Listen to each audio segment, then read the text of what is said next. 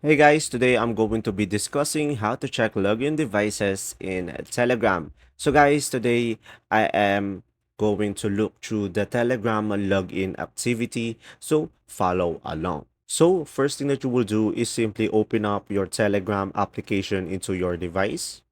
And from here guys, just simply tap on the three lines on the top left corner of the screen. Sidebar will show up and tap on the settings over here. And now guys, from here, you should be able to see devices. So just simply tap on devices down below. And now from here guys, you should be able to see your login activity. So at the top, you should be able to see your device. And down below, you should be able to see active sessions. So from here, you will have the date and the location and the device that has been used to log in your account. And as you can see, I have multiple over here.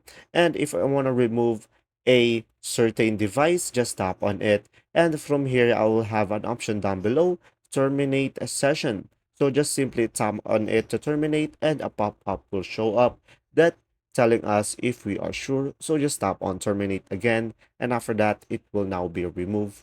And down below you should be able to see automatically terminate old session, which you can toggle as 6 months to 1 week or even 1 year.